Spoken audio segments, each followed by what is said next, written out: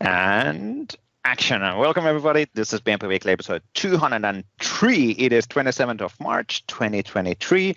In the PnP Weekly, we always talk about the latest within the Microsoft 365 all up, including the other areas of Microsoft Cloud, which would be Azure and Power Platform, which quite often are being used together with Microsoft 365. Well, you cannot use Microsoft 365 without Azure because Azure is the identity source and things, right? So, you know, I can see your face.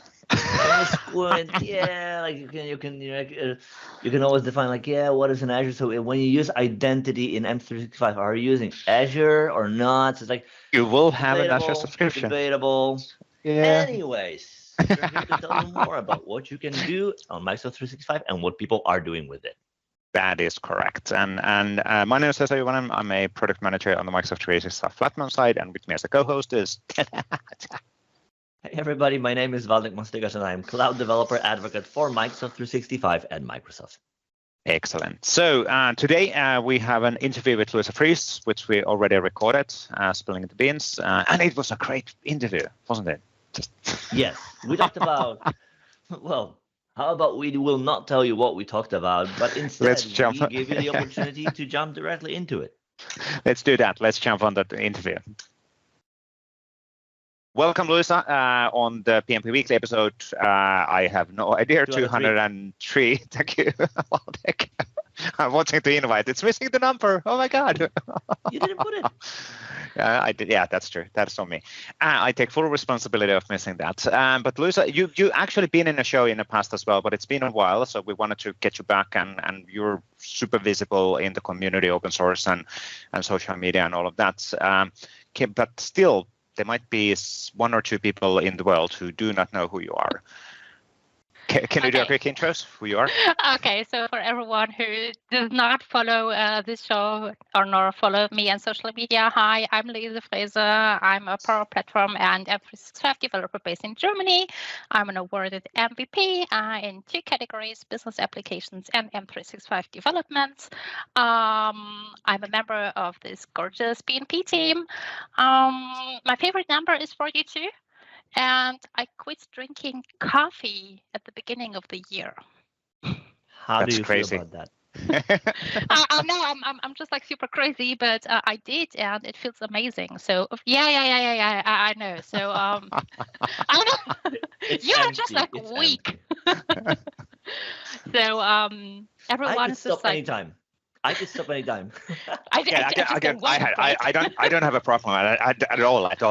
So. Yeah. So I don't want to, but I could. So. Mm-hmm.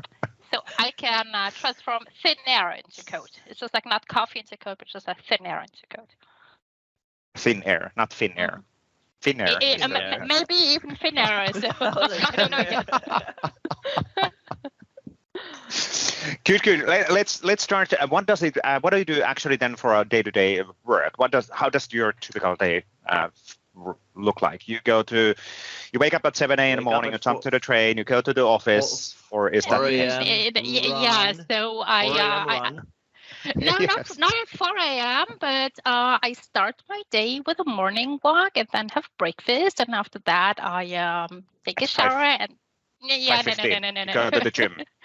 No. I'm just like going for a walk outside because it just like clears the mind. And after having breakfast, I sit down in home office and start to work. And I'm not opening Outlook nor opening Teams. I just like get stuff done, which means integrating apps in 3 different clouds. It's M365 and it's Power Platform, and of course it's Azure. And things are getting just like a bit complex if you deal with just like several approaches on how to integrate things for customers. And what kind of projects are there? What would be an example which you can under NDA share among friends within this call? So maybe under NDA. Yeah. So we're all now under FriendDA. So our viewers and listeners of PnP Weekly need to sign the FriendDA. So for example, ViewDA.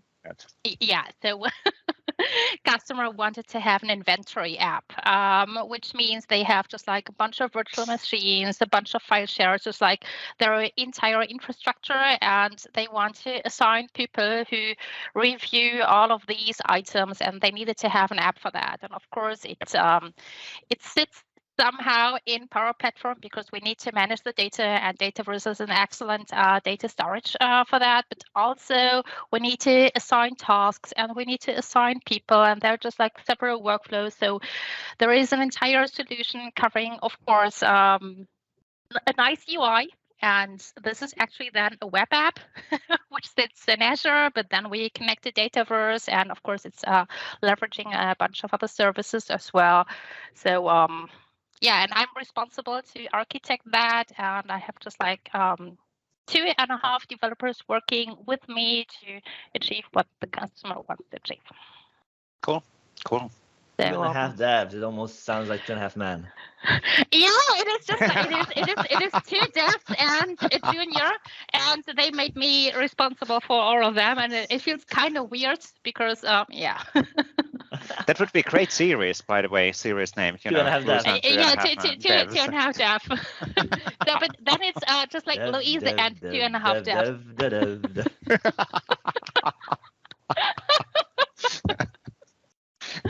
Oh, great.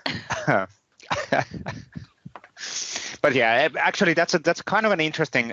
So you talked about the tasks and the information and businesses, and that's actually an interesting storyline.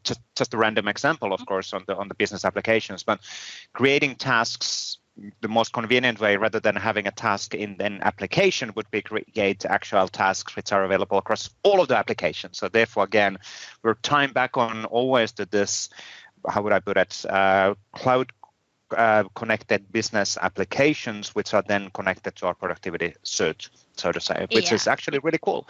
It's pretty cool setup when you start thinking the accessing the emails, accessing files, accessing tasks, all of that stuff. Yeah, because of course leveraging Graph API, just like because some of the tasks sits in To Do, and some of them sit in Planner, and some of them sit in various SharePoint lists, and some of them sit in Azure DevOps, and some of them sit in GitHub. So we just like need to aggregate all of that.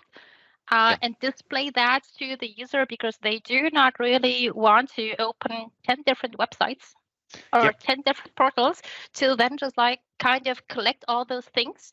And then they spend the entire day with just like only aggregating what should be just like on one view for them, because that just like keeps them busy, and nobody really gets paid or is just like being productive by opening and closing websites and then logging in and logging out and doing all of that stuff, and then taking notes about the things that they already did, because there's no way to keep track of that. And that is really actually the goal. Yeah, absolutely. And the aggregation is actually the key, what you were just saying, because that always reminds me on the at some point of a let's say historical things, way back. Let me do this. Taking you back, way back, back into time. This was cool, just the very first time you've done it. After a week, it's kind of like, or like 2 weeks, you're like, not again. Patrick Rogers has already said that he will come one of these days. He will knock on the door and he will just come and tear that away and throw it away. Exactly, and goes. And can I still join this online petition to support Patrick in that? Just asking for some friends. It was fun, just one. Yes, exactly. This is way better. Yes. Well, that brings us to an interesting point that I want to ask, right? So it sounds to me very much like my question. No, please do. Like you lost your ability to get your question answered the moment you put in that. No. We finished. We're so silent. Come on. It's Yes, exactly. Can someone mute Vesa? I can. Let's now, because then he will not be able to unmute. It very much seems like the fact that people work all over the place across the different tools. It seems like a symptom of the bring your own tool to your workplace, which is very much on one hand seems like a blessing, because you can just like whatever way is natural to you, you can do work with that. But then you kind of like everybody does their own thing, and there's lack of total overview. So how do you see that emerge over the last few years in workplace, and what strategies have you seen customers with whom you work apply to kind of mitigate or organize that? Yeah, so this spread of tools, it just like took over. So I just like see so many great tools, but let's say it like that. So Microsoft is not the only player, and that means that if I come freshly to a customer, they already have just like a bunch of tools, and they use just like M365, and they use other stuff as well. And sometimes IT department is not even aware what is used because maybe they have loose policies or they just like gave up on beating shadow IT. It's just like, so there's just like a lot to cover, and then we just like investigate what is going on and who's using what and what were they trying to achieve with that. And then I somehow come up with a master plan and talk to them. Yeah, just like, I see these world domination plans. And it's for the good, it's really for the better, because I really don't like that if people waste their time. I feel like we all want to be productive. We do not want to be busy. We want to add value.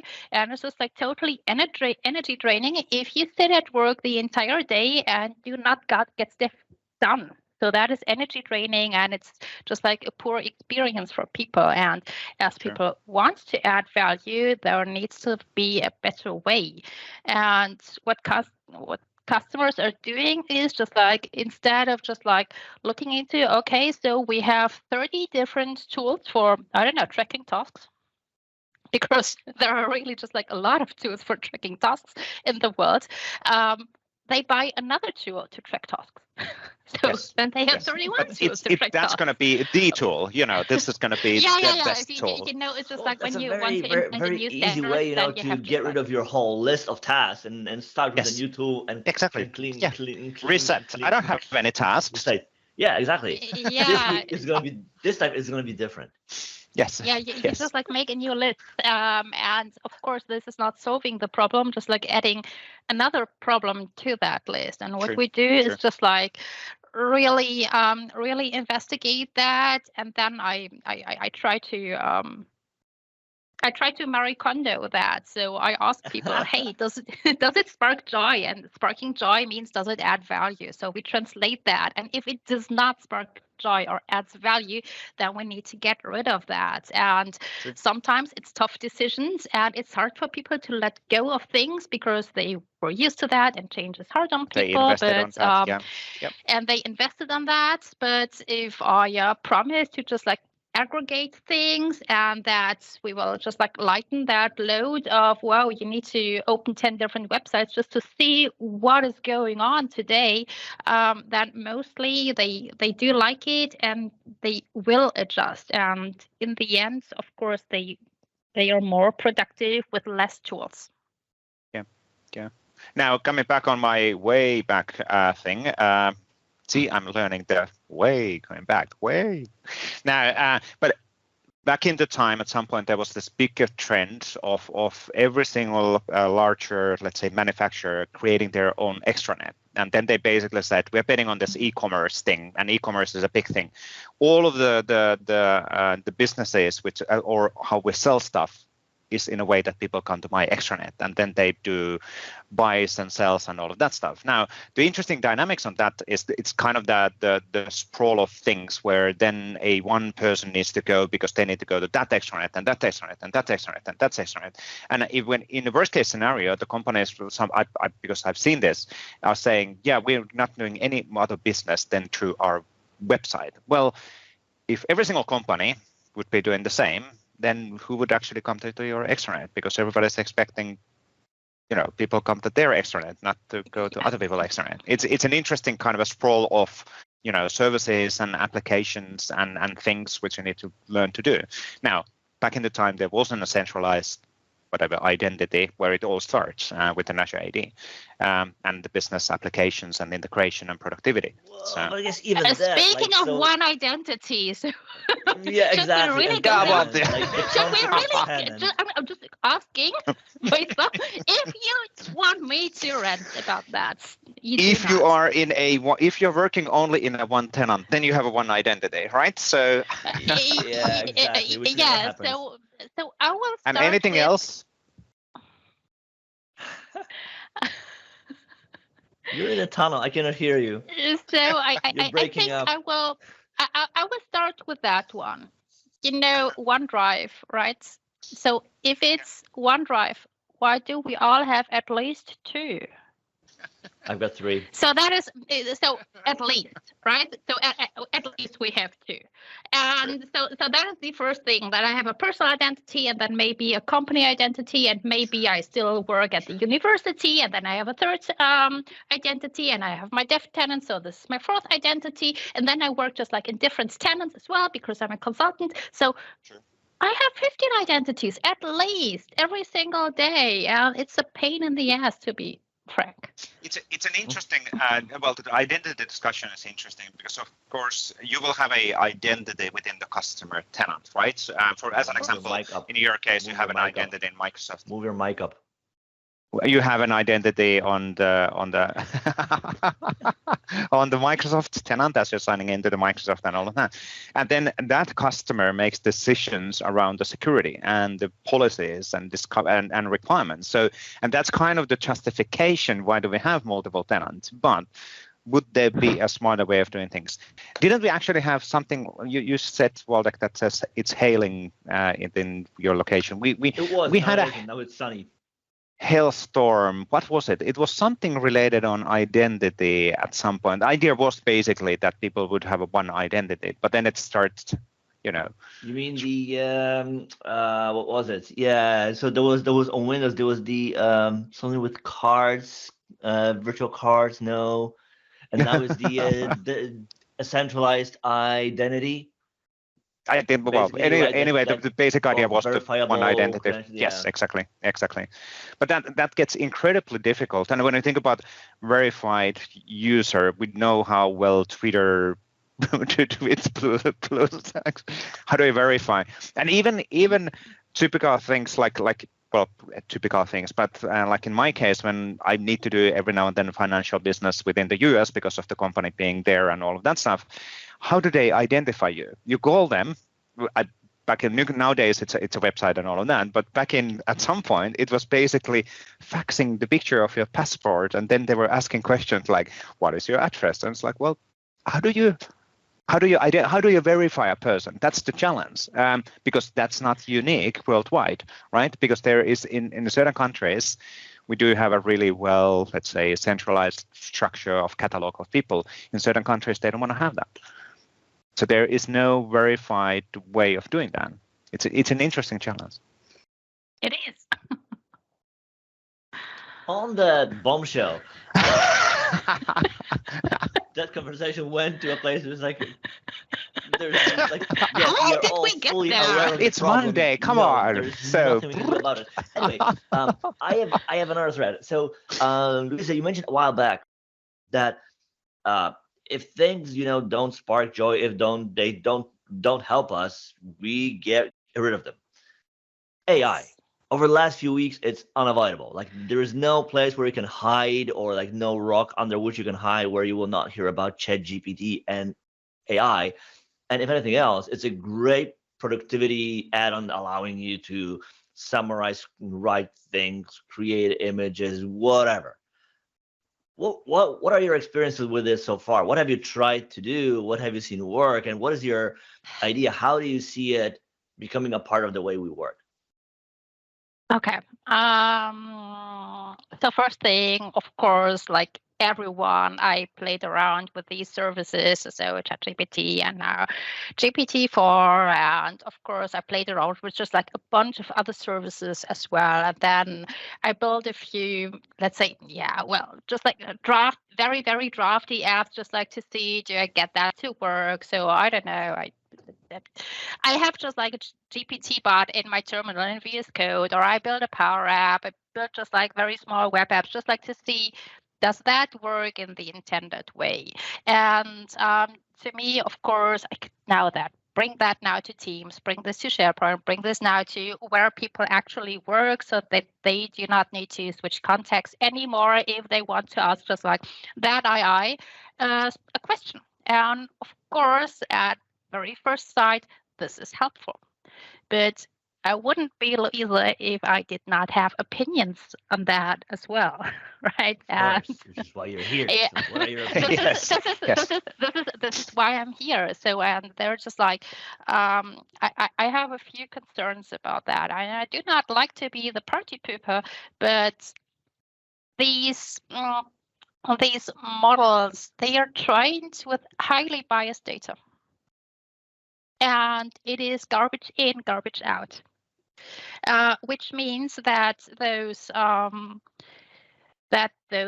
chatbots are racist, sexist, ableist, just like all the things that we try to fight, and they perpetuate narratives that we do not want to have in our world. And I know that especially Microsoft is just like caring about diversity and inclusion and just like making that world a better place. And still in these large language models, we face just like serious issues with that. And of course, with fine-tuning those models, they improve as well, and they iterated over that, and now they have measurements in place so that if you ask something sexist or racist, that will tell you, hey, we will not go there. This is a bad idea, so please don't. But if you're just like more subtle in your prompts, or if you do not say, hey, and please do also include women, for example, then it will not do that. So, for example, ask one of the models, it does not matter which one it is, who scored the most goals in international soccer games. It will tell you that with active players, this is Cristiano Ronaldo. Okay. If you make a fact check on that, it is not Cristiano Ronaldo. Okay. It is Christine Sinclair, which is a female soccer player who scored more goals in international soccer games. But it will not disclose this because it is fed with sexist data who do not feel like women's soccer needs to be represented in data, and therefore it outputs those highly biased data. Yep. And that means that at some point we will, of course, use this response to create content, and then we'll just use this as an example. We will create content, and then we are amplifying that. And at some point, another model will be trained with that data as well. Yep. And then it's just like it's getting into a spiral of just like being even worse. That is the first thing. So it is highly biased and it's factually not correct. And the second thing, of course, is while it might be helpful for some people, just like to get just like an outline or a very first draft so that you can just like iterate on that. It also means that we go over that initial struggle of, whoa, I have this blank piece of canvas and I now need to write something, and just like to overcome that creativity blocker. And that means that we lose that ability because we are not exposed to that anymore. So whenever you do something that makes you feel like just like slightly uncomfortable, which is like, then you grow. And if it's too easy, then you do not grow anymore because you're never outside of your comfort zone. And that is the second concern that I have about that. And that does not mean that we can't use those tools. It just means that we need to find a more creative way to use those tools. Yeah. And that we need to have better data to train those models to overcome all these biases that are now built in. Sure. And I guess it's also, so I think there was somebody else who mentioned that the other day that we're not quite there yet. And I don't know if we will ever be in a place where you can use AI for research, right? Because like, apparently, like it hallucinates. It gives you a link to papers that don't exist. It's just a language thing. It's not a database of stuff. Like, and sure, there are AI models that are trained on papers, on the actual research, but the majority isn't, right? So it's also like being aware of it. What data has the model that you use has been trained on, and what to use it for, and what to use it not for. I think that is also a critical skill that we will have to learn the coming years, because I don't think that there will be a way around it, really. Yeah, so there's two things. So especially ChatGPT was 60% or 80% trained on WebCrawl, which is just like 80% US-based servers, which means there is just like, of course, a certain angle in which the world is viewed. And second thing is, if you look into those models and how you would implement that, there is this temperature parameter in which you decide as a developer, how do I want that model to calculate the probability of the next syllable. So it is really just like this chat experience of it is typing because it calculates the next subword, which is a syllable, just like 3 or 4 letters. And that is calculated. And if you give it a higher temperature, then just like more syllables are just like likely to happen, which means it is even less sticking to the facts. So ChatGPT was not designed as a fact database. It was designed to also be just like a creative generator, which means it is also good in creating poems. And as much as I appreciate poems in literature, that does not mean that this will just like serve me in the business if I really need to stick to facts. So, and we need to be aware of what is it doing. And if we only assume, well, it is a machine, so it needs to tell me the truth because it can't lie. Oh, it does. Because internet is full of truth. Everything in internet is anyway it true. Is in the internet, therefore it needs to be true. Yes. So we just need to be careful, and I think we're not quite there yet. But of course, there is this race to AI with the big vendors right now, and it's just like comparable to the race to the moon. And I think everyone launched too early. So I think Microsoft launched too early. Isn't it the classic thing that Google launched too early? Isn't it the classic thing with almost everything always in IT, which is a bit more too much forward-leaning, basically showing things which are not all at once and everywhere. Exactly. Yes. So what does it actually do? Almost everything all at once and everything. Yeah. So and of course that's marketing. I appreciate the possibilities, and of course I like to play around with the latest and greatest, and I did that as well. But I just like trying to balance things a little bit and to make people who then want to use those products to be conscious about that. So what they are using. So no, it is not crawling the web. No, there is no guarantee of factuality of all of the outputs. And yes, you can use this as a draft, but you need to validate that response, which means we're now shifting left. So previously it was me creating the content, and maybe I then asked my manager when I worked just like in a corporation, hey, dear manager, is that okay? And then I got their approval, and they validated that for me. And now it's just like it's a bot generating the content, and it's me validating that content and verifying if I make the time to do that, if I'm willing to put in the effort, if you choose to if I choose your to mission, see, okay, those resources, do they really exist? Because they don't usually. So if you make a fact check, they usually don't exist. So now it's up to me to validate that. So we shifted that left, but we cannot really fully trust that left side right now. And there needs this to is be your just like reality a big if you choose to trust us. Yes. But I mean, in a way, like if you think about it, it's not different than talking to a human, right? Like I can tell you a thing and you still need to check, am I right? Am I saying you a real thing? Or maybe I'm making up like, so there was a research thing. Like, what was that the case or not?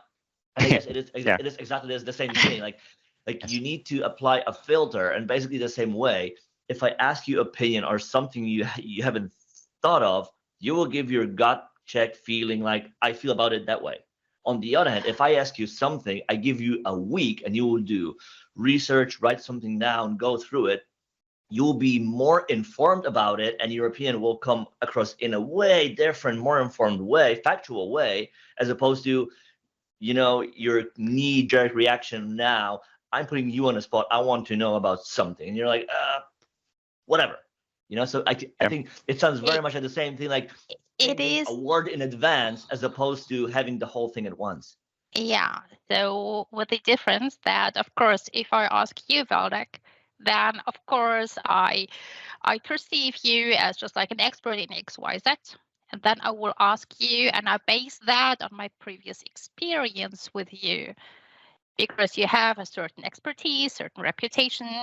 We had certain interactions, and therefore I think, I can trust that person or I can't trust that person. Trustworthiness, yes, that is the right word. Yeah. While those responses that I get from those LLMs, they do not have memory. And if I prompted the very same thing 3 times, I get 3 different responses. They do not even just like only differ just like in some just like minor wording. Sometimes it's just like the complete opposite, which means trustworthiness and just like consistency is still a challenge. And as I said, this will be great, but right now I would not rely on it. It is good for drafting, but you need to extra validate all of it. And that just means that the work becomes a little bit different. Yeah. Let's be careful out there, right? Here be exactly. On a whole different note, moving a bit away from AI, because I believe that we could spend like the whole week talking about absolutely. different aspects of it. One thing that I admire in you a lot, Luisa, is the breadth of tech that you use. Like one day I see you do something in serverless, then Power Apps, then something else, then Python. How do you like, what are your unhuman skills, to say that the way, to be able to do that, to keep yourself grounded in that new mindset, being open to everything, not trying to pick a hammer and just go deep on one thing, but really working out in a way in breadth? I think I just have some kind of built-in curiosity. I'm constantly seeking new things, because on the one hand, and it might relate to someone in this room as well. So on the one hand, I just need structure, and I need routine and all of that, but I totally get bored by that. So I need excitement again. Dopamine. Then I need dopamine. What is the new thing? And then I need to have a new thing. ChatGPT. And it doesn't really matter to me what that new thing is, because I still feel like, wow, I'm so new to this tech world and I barely know anything because everyone else knows more than me. And of course that is not true, because but somehow or sometimes I perceive it like that, and then I need to build something that I never built before. And this nearly happens every single day, because those projects get so complex. And also the community work that I'm doing gets so complex that I am exposed to new things. And then I end up with just like, okay, so how does Python work? And then I watch a few videos, and then I build a few apps. And of course, that does not happen just like overnight, but I'm following up on things, and at some point it will be beneficial either in a project or in a community project, so that I can put that into use then as well. And I just like to know more than one particular thing. So of course I could just find a very, very small niche and then become the super expert in that. And of course, there are some topics where if you ask people, so who could help with that, my name would just be in that discussion. But I also like to know more things and to explore more things, and to deal with a lot more than just this super narrow niche. And I like learning. It is it just gives me joy. to expose myself and then to immerse myself into something new, and then seeing how my skills in that matter grow and how I could put that into practice and how this then relates to the other tech that I do already know about. And at some point, someone will ask a question, and that could even be in a group chat. And then there comes a moment where I think, oh my God, I am competent in this. I can answer that question and I can teach people on how to do this. And it's just like, whoa. And that is just like this mind-blowing moment. It's just like similar when you find the answer to your question when you Google something in your own blog. It's similar. So, yeah. Now, on that one, what would be your 3 kind of tips on being curious and not overwhelmed? Because that might happen for a lot of people as well, because there's so much technology out there, and there's like AI stuff, and I don't have time to read all of that stuff, and oh my God, this stuff in here and that stuff. I don't know. How can I deal with this? Which 3 things to learn now? Yeah. So I will not bore you with my, hey, these are the best prompts for ChatGPT or something like that, but to maintain your curiosity, just like do whatever feels right. So it sounds super obvious, but there is no, you need to learn technology XYZ to be successful. If you love it, then you will become successful by doing what you love. So I'm really a firm believer in that. And if you do like serverless, then please do so. And if you so maybe I'm not the best advisor for serverless, but I might know a thing or two as well, and I find it really cool. So please do so. And if everyone is telling you that the tech that you picked has no future or whatever, so please just like do what you're interested in, because then you will just like, you will spark that joy and you will convince people of that, and you will be very, very good, and you will be so good that others can't ignore you anymore for being so good at it. So I think that is the first advice. Pick what you love. Yep. Second is be consistent. Do a small thing every day or every week or every month, just like your time allows you, and stick to that and document what you're doing. And you can just like write your notes, you can put out a blog post, or you can record something, or you can, so whatever that is, but document what you're doing, and best case, make that public to everyone. So share what you know, because even if you think, well, I don't know anything and I'm just a complete beginner, and it is obvious that everyone knows that, we all tend to overestimate what others know. And I had just like so many people say, wow, you explained that so well. And I thought just like it was just, it was something else. But then now I know why that is. So thank you for explaining that. And it's just like, it is good to reaffirm that and to reassure yourself that you're making progress. Yep. And third advice, so do what you love. Yeah. Yeah, you now, put me on the spot, Vesa. No, that's all good. All good. Now, before we actually close, something what we wanted to actually touch as well. So you are actually at Amsterdam right now. Yes. And even though the background is kind of teasing out that you would be calling from your home office. This is virtual. Now, can you talk about a bit on why are you in Amsterdam and why do you do these kind of things as well? So why events? Why events matter? Yeah. Okay. So what brought you here and why events?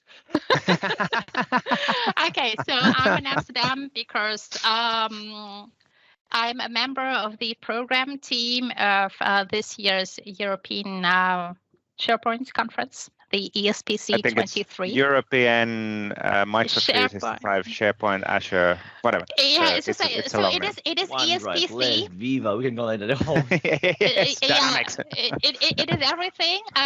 So latest and greatest tech. It is happening end of November, also in Amsterdam, and the program team is meeting this week here to discuss the program, and I'm very honored to be part of that.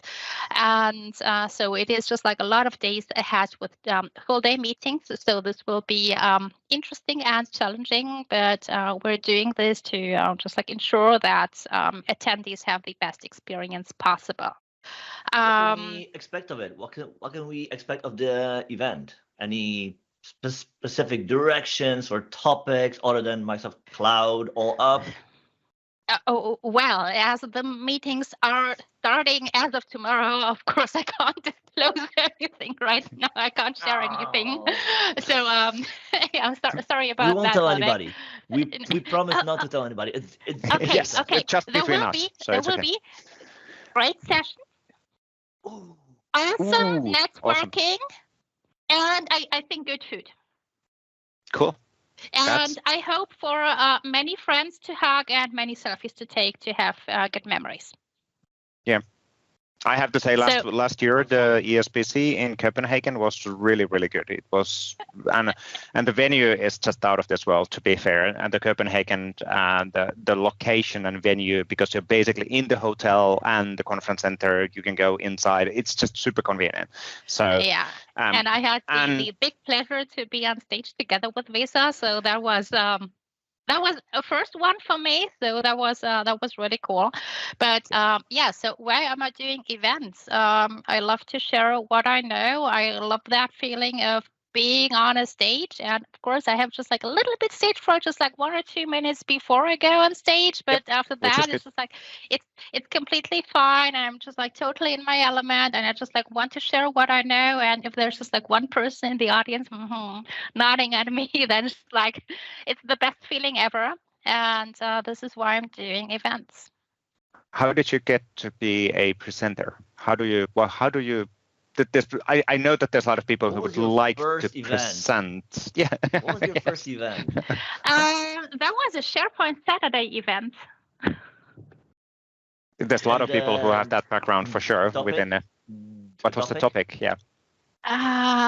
It was I think it was about productivity hacks in M365.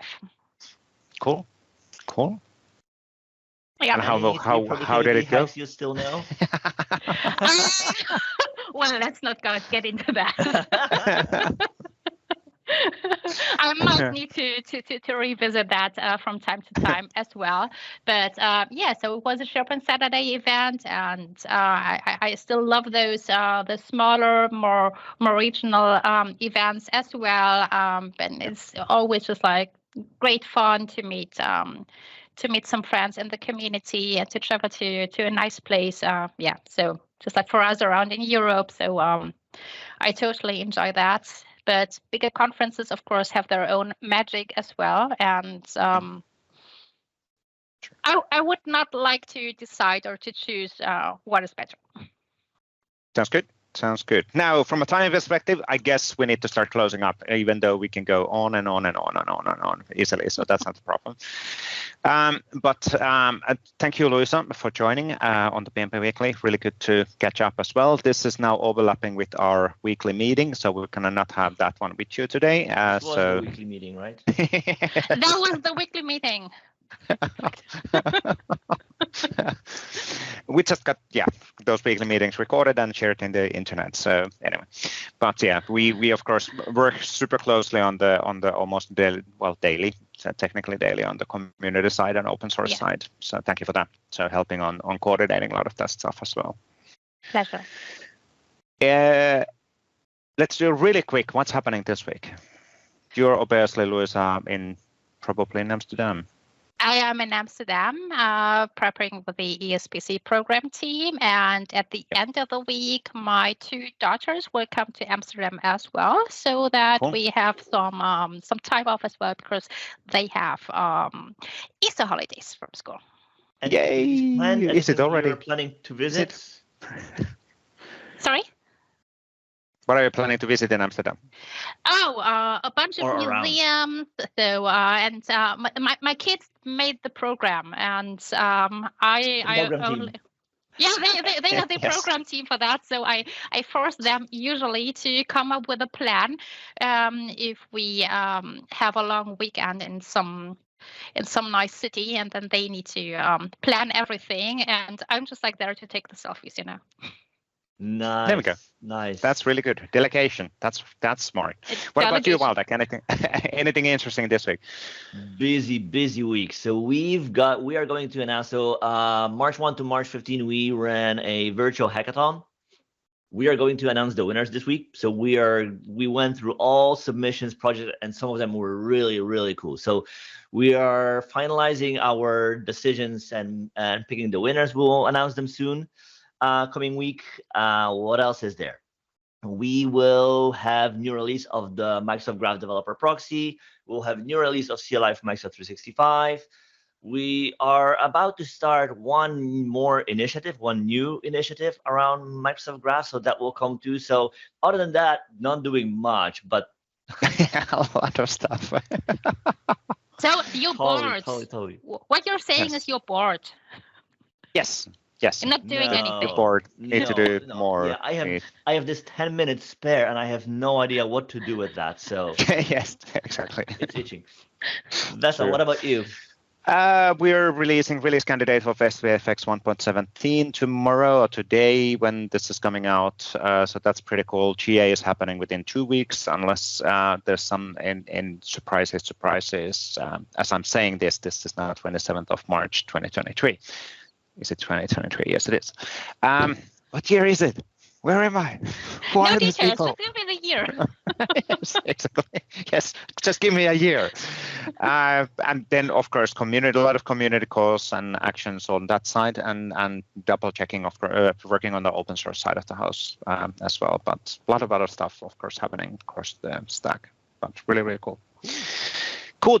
Now we'll jump on the weekly articles to go them through with Waldek. But thank you, Luisa, one more time. Really cool to join. Good to catch up, and we'll talk later. And have fun in Amsterdam. And enjoy Amsterdam. Bye-bye. Cheers. Bye. Excellent. Thank you, Luisa, one more time on the interview. Thank you for adjusting your schedules, even though you're traveling. That's always good. I think there was some sort of a strike somewhere in Germany related on public transportations, which is causing some of the things to get adjusted. It is what it is. Now let's jump on the weekly articles. Right. Let's do that. What do we have? Share my screen. We have quite a few articles actually on Microsoft side. It's interesting how it works. Clearly, that every now and then there's a big bang, and then there's a nothing, and then big bang. a lot of articles across multiple different areas. So first of all, we did announce the Microsoft Loop being now in public preview, so you can actually have that super polished Go authoring and creating content directly within the Microsoft Loop app. So not necessarily just in Microsoft Teams or in Word or in any other areas. You can actually use a Microsoft Loop application to do this stuff. That's actually really cool. Have you tested out the actual app? I have. So I tested the app already for a while now on the web. It is an interesting experience. I think it's still early on, but it will be interesting to see how it's going to change the way we interact with the data, and in the end, what it will end up being the host for. Because it's one thing to be able to share the data, create something in there, but then you want to be able to find, reuse, and also have the things like, access, permission management, versioning, changes, comments, co-authoring. So I wonder, where will that fall in the end in the spectrum of tools that we use for work? Or will the like already today, will the Loop experiences be natively integrated across all of the existing applications, and rather than having it separate app, it's actually part of which is obviously a direction where we're heading as well. So it's interesting to see how this area evolves. Well, for one, we haven't really had that.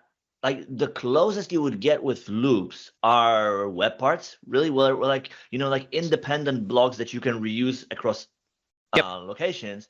But back then, there was only in SharePoint intranet, right? Whereas now we kind of have the same idea that you can create a reusable table, paragraph, checklist, whatever you want, and reuse it across your emails, documents, and everything.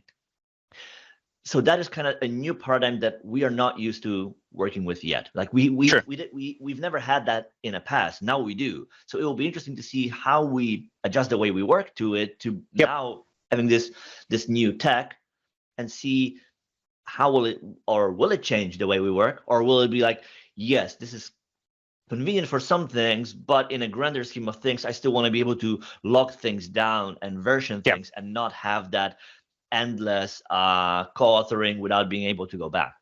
Yep, absolutely. Yeah, that's the interesting. If the classic discussion point on the loop, I'll send you an email with the table. You read it, and tomorrow you come back to that table. It has been changed. So basically, it's not a version of the truth at the time. It's a living thing, and that is a mentally completely different approach. So it's interesting. We'll see how it goes. Now, as part of that Microsoft Loop announcements, and there was obviously a lot of related announcements and related communications, reinventing collaboration with AI in Microsoft Loop, and basically there's a AI helpers in place for creating content directly within the Microsoft Loop, which is obviously the ChatGPT behind the scenes, which is giving you instructions and guidance and all of that. And we can see this co-pilot now being introduced in many applications, which is actually really cool. So having a additional helper in place, good old Clippy kind of a style thing, but not using the Clippy, of course, in this context. It's I don't think Clippy is, it's not a business savvy or business enough, so to say. So Clippy would have a reference on, hey, it's funny, yeah, but we need to do business. So why didn't we introduce Clippy back? I'm just thinking this here out loud between the lines, Well, so. yeah, I mean, I think it's an interesting thing. Like, I think maybe, I mean, we can speculate this about day and night. Like, I wasn't involved in any decision around it, so we can say, why haven't we done this? I don't know. Like, there are people who know it, there are people who don't. There are people who love it, there are people who don't. So maybe it's just for one, just to make it clear. No, this isn't. We haven't evolved it. This is a brand new thing. Exactly. Yes, absolutely. And it's more professional style integrated in applications rather than somebody, hey, do you want to have a hello? Well, I mean, there is something to say for both, right? Because there are people who actually crave for that character, for that thing to be personalized, to be a thing, as opposed to computer. Right, so it's really hard to choose in the end, like which direction you want to go. Do you want to go with that direction or that direction? Because there are always arguments for both. Yep, there are as many opinions as there are humans in the world. So now this one was I'll talk about this one, and then we'll start switching between the signs. So Adam Harmets basically had a teaser blog post related on all of the upcoming announcements on the SharePoint, which are coming in the Microsoft 365 conference, which is obviously not just about SharePoint. SharePoint is the underlying content and application services for Microsoft 365, and that powers stuff like Viva and Teams, and even loops actually are created in SharePoint. So it's a really interesting dynamics behind the scenes, how things are working. And we are going to have an interesting announcements in the Microsoft 365 conference. And it's set to be as big as the announcement back in 2016 when we reinvented the whole SharePoint concept. So basically introduced the modern SharePoint. So what are we now going to call it then? Because if it's the modern pages, new. Yes. New V2. New V2, yes. Underscore the final. Yes. Well, it isn't the final. No, it's not the final. Yes, definitely not. But yeah, a lot of cool stuff on May 2nd to May 4th in Las Vegas on the Microsoft 365 conference. A lot of great announcements coming back on Microsoft Viva, AI, Syntax topics. There's going to be so many things which are really cool shared over there. Now, Zach Rosenfield is a person who runs stuff related on storage and operational stuff within the SharePoint. And this comes back on the Loop app, where the Loop files are actually stored within SharePoint. And I'm just actually quickly scanning through, are we using one specific term, and we are not, so I'm not going to talk about that one yet. So obviously the Loop app is taking yes. It's incredibly hard, by the way, to always feel like, what are the things and terms that I can say at this moment? No, not yet, not that. But yeah, SharePoint is powering the Loop and providing the storage services for the Loop application. So basically, as we're typing or doing modifications in the Microsoft Loop, all of that information is actually stored behind the scenes to SharePoint, which is the content services of Microsoft 365, and that's what this article is all about. Now, announcing Copilot in Viva Engage. Another Copilot announcement. Exactly, right? So 2 weeks back, I think by now, as we're recording this, we announced Copilot in Microsoft 365. So kind of across all Microsoft 365, the ability for you to have an AI-driven assistant of sorts that puts you in control, but basically works with you, along you, to help you create content and summarize things and understand things. And Viva Engage is yet another place where we are announcing that. So I guess it's in this context, it's all about Q&A, finding insights, summarizing, sharing things. It's all about comms, right? The way we communicate at scale, and then having that also for that an assistant. Yeah, and this is basically using the, as I said, Copilot as the summarizing things and all of that. So I think you had the absolutely brilliant example of using the AI. So basically, here's my response with a single line. Then you use the AI to expand that to be a paragraph. Then you send that paragraph to the recipient, and the recipient takes the paragraph and put it in AI and says summary. And then it's again such a waste of energy. We should you know what? We should communicate in just zeros and ones. Yeah, well, true. It's interesting dynamics how that goes forward. So really cool. Now, there was a new article also from the Viva site on the Viva Sales. Viva Sales is the first role-based Viva module, which is targeted for salespeople, and it integrates across the CRM for supporting sales capabilities directly within Outlook and in Teams. It's actually really cool because it's in taking advantage of the Teams platform and then surfacing in the same way as our partners can actually build experiences. So it takes advantage of exactly the same implementation storyline. And this is again the March 2023 summary on what are the latest capabilities in Viva Sales and how it gets better and better integrated, for example, to Outlook, and what are the experiences, what to get from there. So really cool scenario for sure. A quick summary on the new features. Then there was a business value investing on employee growth. Are you being so a more business level overview across the value add, or why would you care about Viva, and how does that fit into your employee experience, and how does that cater, how does that help you improve the way you work in a way, right? And I think there were yes, so as you're looking at the screen now, on April the 20th there will be an event, and I don't know if it's online or in person. Online. I suppose online, all digital online. Event, meaning online. Yeah. So there will be event around that. So around research finding, technology showcase, basically showing you the latest and greatest of where are we coming from, what are the trends, and how we see these trends becoming a part of the workplace, and how technology that we offer at Microsoft are going to support them. Absolutely. That will be an interesting event for sure. Now, we also had a updated preview of the SharePoint Framework 1.17 released last Tuesday.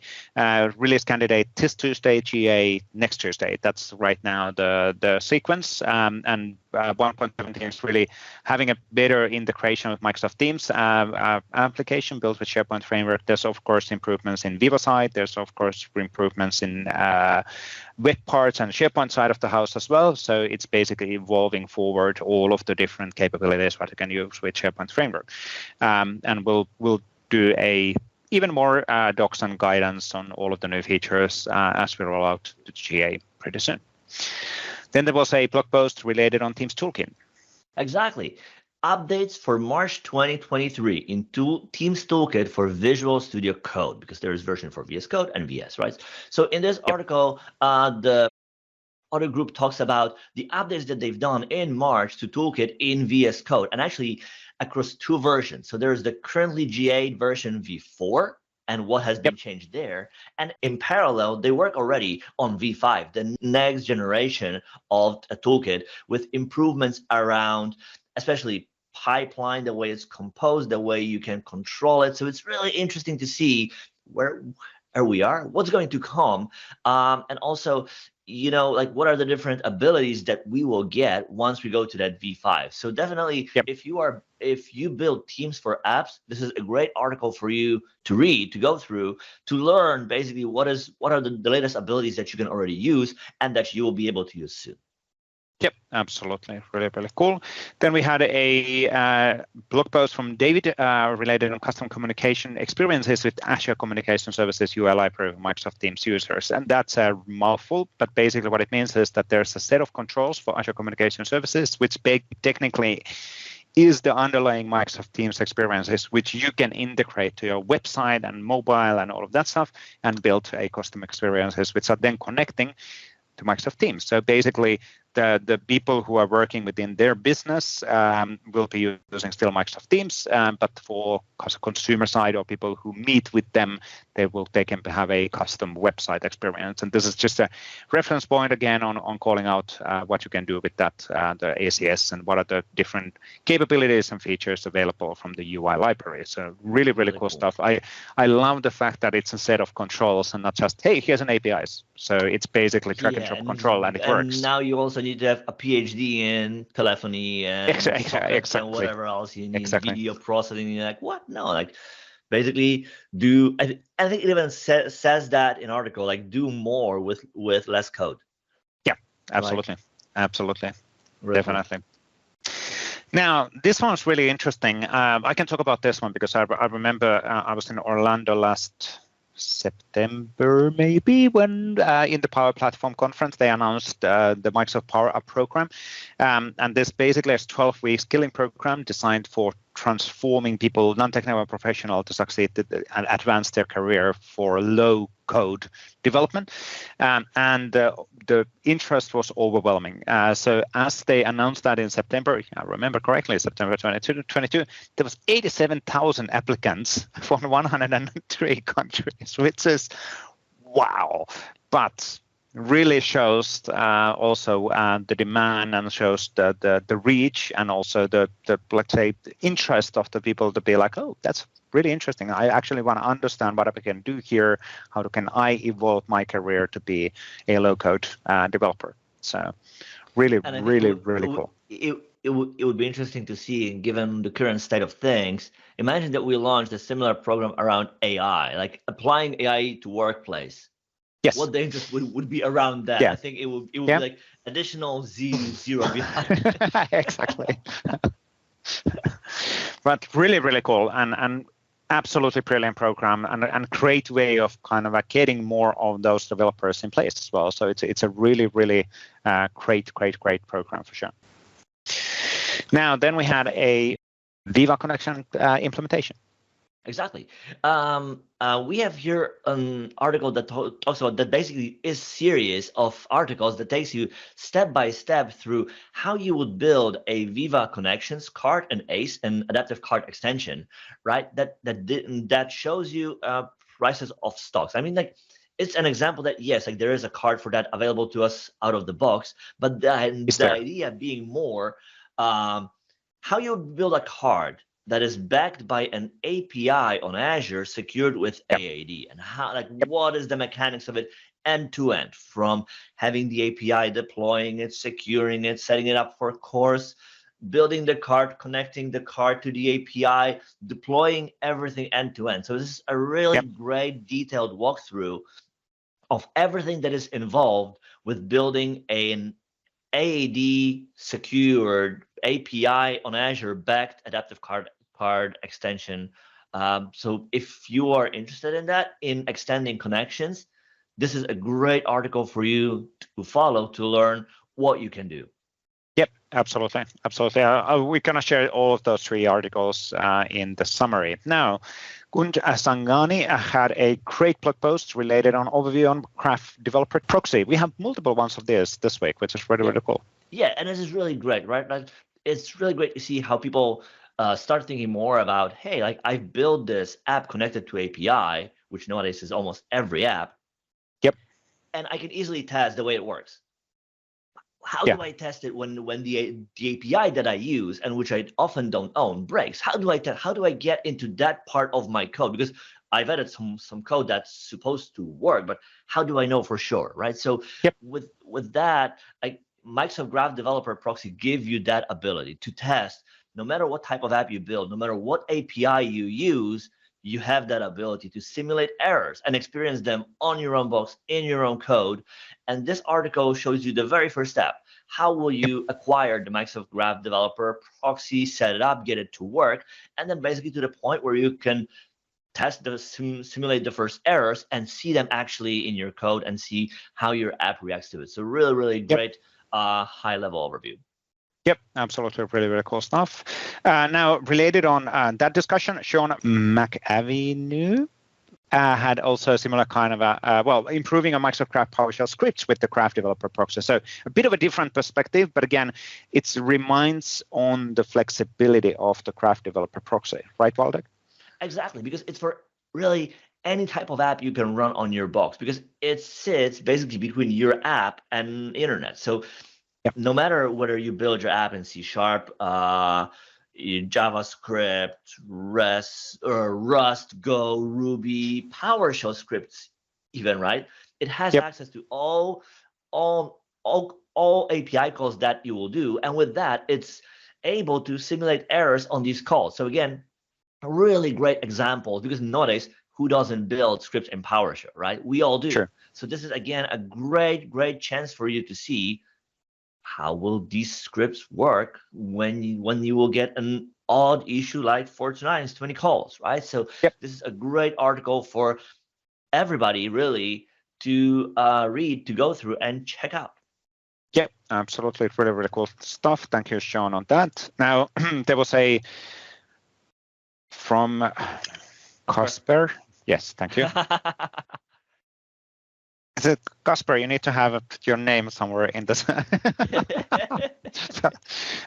We had the same thinking or same thing last time as well. But anyway, so Casper had a blog post related on the choice of hiding content from Microsoft Search. So basically, how could you hide something which you do not want to be actually surfaced within the search results? There are a few ways of doing that in the crawling side, and then in here it's all about how do we filter actually from the results as a minus do not show this content type at all. So you can actually filter out things from the results as well, which is actually really cool. So these are really good kind of a tips on for anybody who has to, I need to do the same thing. How do you go to Google or Bing and do the search, and there we go. Thank you, Casper, for helping us.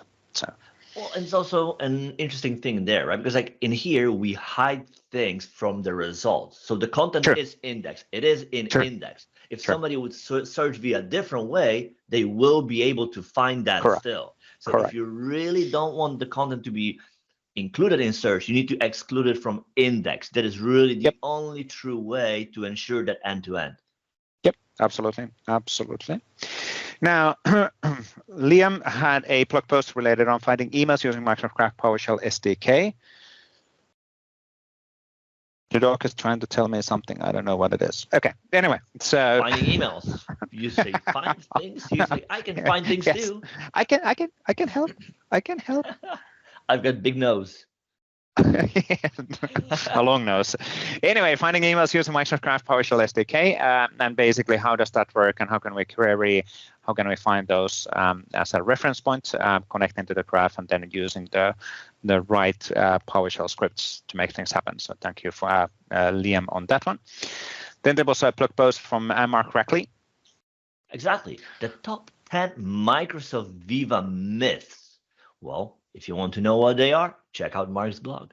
Absolutely. There's a lot of stuff across the whole Viva suite here, which is really, really cool, and references on exchange on points as well. Thank you, Mark, on that.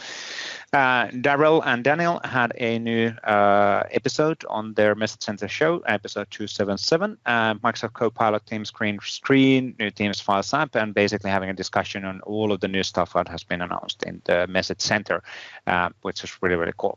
And then we have 3 videos pending for this week. Paulo?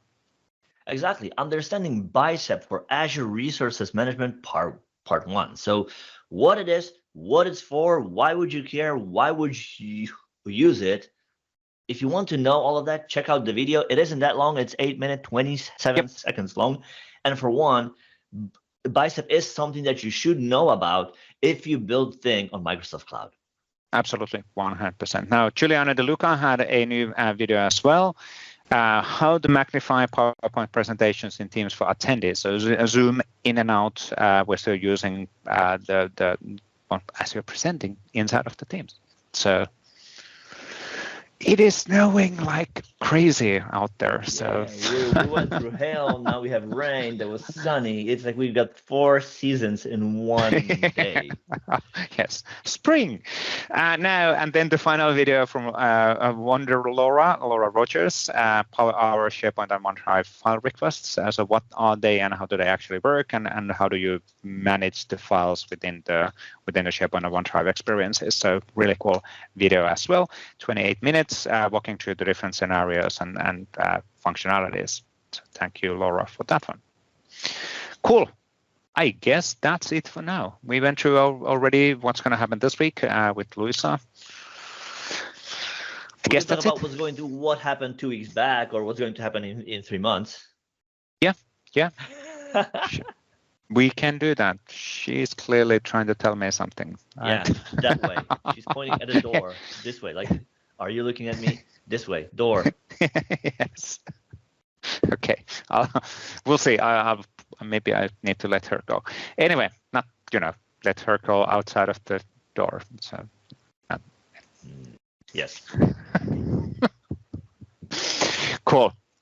But thanks everybody for watching, and thanks for watching or listening, depending on whatever is your chosen pattern. You please use hashtag PnP Weekly, and it helps us to find the awesome stuff what you are creating across the interweb. So that's a really nice thing to do for us. Helps. Other than that, yes. Other than that, thank you, Waldek. That was really good. And thank you, Luisa. Really, really good. And we'll be back within a week. See you, everybody.